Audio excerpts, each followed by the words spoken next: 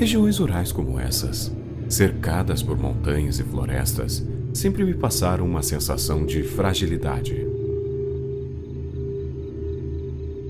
A noite escura do interior e o vento que sai da floresta parece mais um lembrete de como você é vulnerável ao perigo.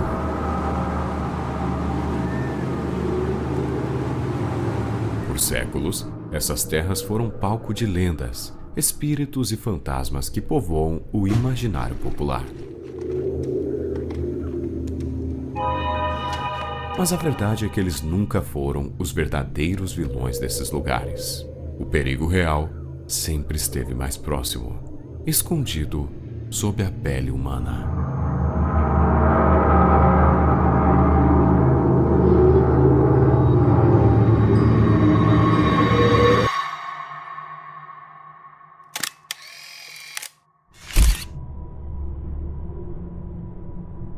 Este é Robert Picton. Ele possui uma fazenda na região rural do Canadá.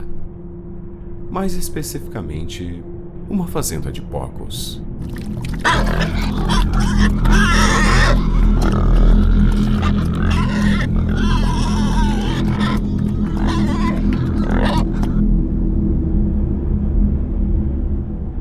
Um lugar isolado, cercado por florestas, onde a normalidade parecia se esvair pouco a pouco.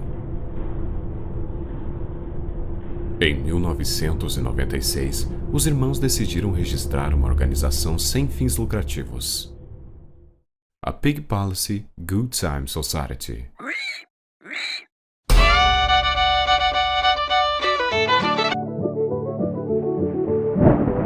No papel, o objetivo era nobre: promover eventos, festas e espetáculos, mas a realidade era muito mais sombria.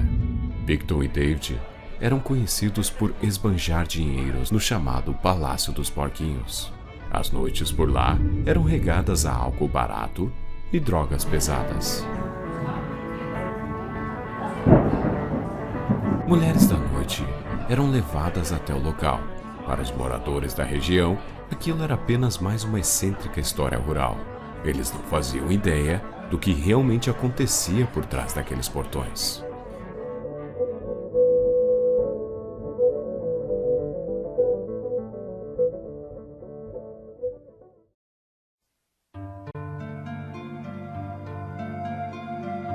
A fazenda dos Pictons era diferente de qualquer outra propriedade rural que eu já vi.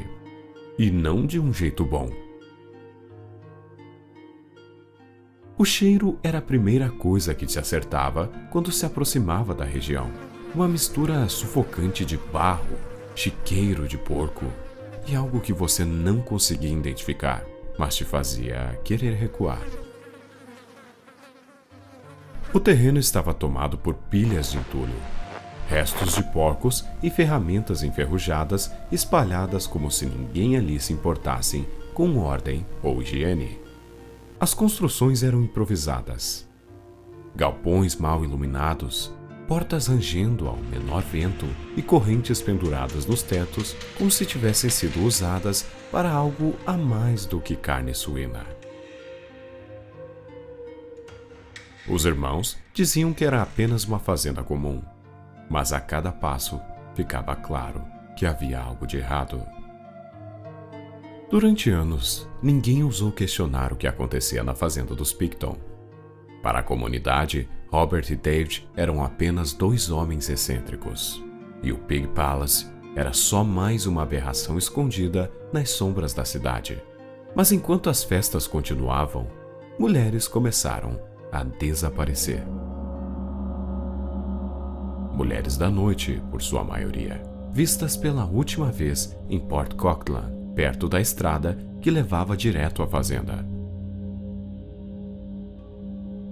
As famílias denunciaram o sumiço, mas as autoridades hesitaram.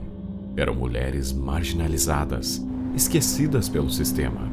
Para a polícia, poderiam ter apenas fugido, mas a lista de desaparecidas não parava de crescer. E a coincidência era grande demais para ser ignorada. Todas tinham algo em comum: o mesmo círculo social e a mesma região onde eram vistas pela última vez.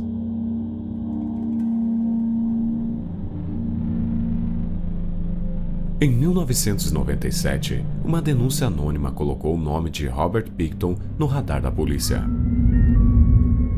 Alegaram que uma mulher havia conseguido escapar da fazenda depois de um encontro com ele. Ela estava em estado de choque. Os oficiais investigaram, mas, sem provas concretas, o caso foi arquivado. Um absurdo, porém, foi o que aconteceu de verdade. Pickton permaneceu livre. Ao mergulharmos na história de Robert Pickton, uma coisa se torna clara.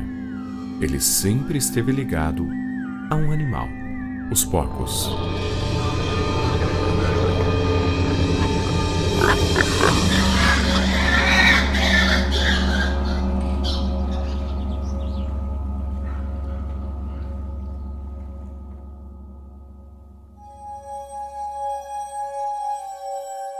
Robert e seu irmão mais novo, David Francis Pickton, começaram a trabalhar na fazenda ainda muito jovens. A mãe deles, Louise, era extremamente rígida, quase obcecada pelos animais. Para ela, os porcos vinham em primeiro lugar, até mesmo antes da higiene dos filhos. Louise os forçava a trabalhar longas horas, cuidando do gado e limpando as pocilgas. E frequentemente os mandava para a escola com roupas sujas e o cheiro de esterco impregnado. Não demorou para que os colegas os apelidassem de porquinhos fedorentos. Pickton acabou abandonando a escola em 1963 e passou a trabalhar como açougueiro. Por quase 7 anos, afiou facas, cortou carne e se acostumou com o sangue, até isso se tornar algo banal. Mais tarde, ele largou o açougue e se dedicou integralmente à fazenda da família. Em 1978 e 1979, após a morte dos pais, Robert e David herdaram a fazenda. Venderam parte da propriedade por mais de 5 milhões de dólares canadenses. Mas o que restou não era um retrato de prosperidade.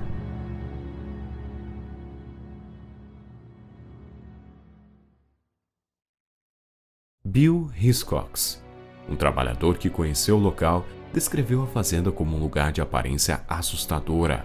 Ele estava patrulhando por um javali gigantesco de mais de 270 quilos quando observou os arredores da fazenda.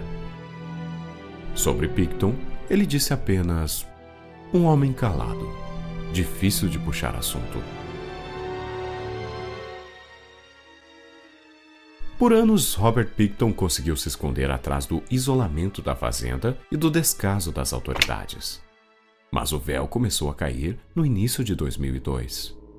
E não foi por causa dos desaparecimentos.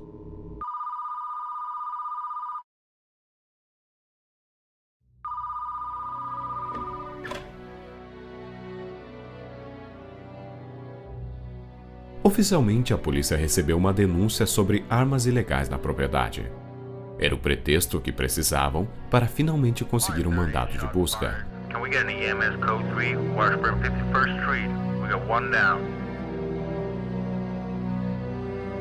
Quando os investigadores chegaram à fazenda, esperavam encontrar apenas algumas infrações e talvez drogas. Mas o que descobriram foi muito além do imaginável.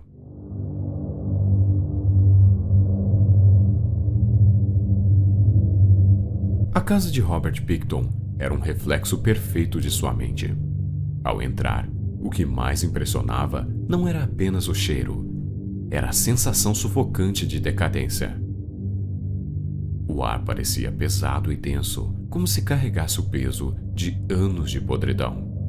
As paredes estavam cobertas de sujeira e manchas escuras, e o piso era um mosaico de lixo, serragem e fluidos secos difíceis de identificar. Seringas usadas espalhadas pelos cantos, colchões manchados largados no chão, ferramentas cirúrgicas improvisadas e sacos plásticos empilhados como se fossem parte da mobília. Em um quarto, restos de bolsas femininas e objetos pessoais estavam jogados como se fossem lixo comum, memórias de vidas que haviam passado por ali e nunca mais saído.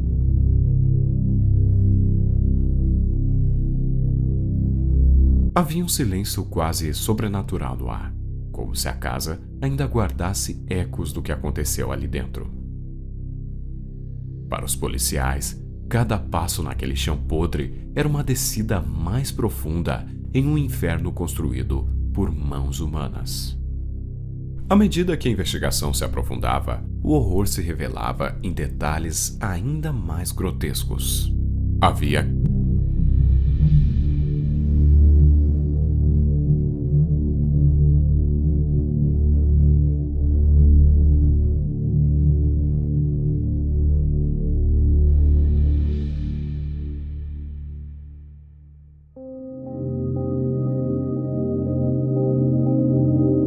Muitos acreditam que Picton chegou a alimentar os animais com as vítimas e até mesmo vendeu carne contaminada para a comunidade.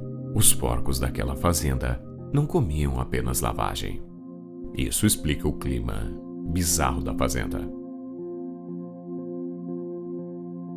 O julgamento de Robert Picton começou em janeiro de 2006, cercado por uma atenção midiática que o Canadá jamais tinha visto. Inicialmente, ele foi acusado de... Mas, por estratégia jurídica, a promotoria dividiu o caso em 2 processos. O primeiro com 6 acusações e o segundo com as demais.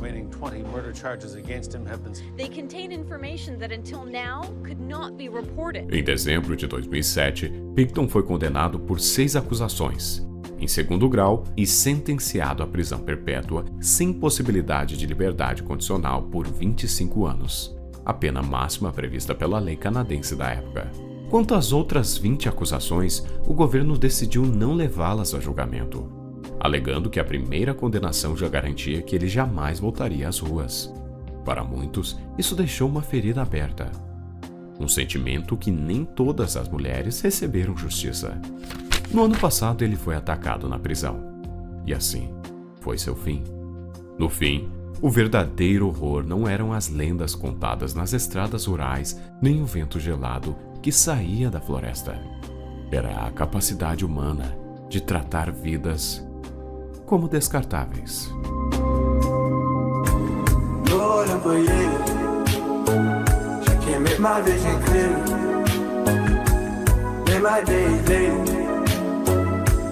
Don't wanna go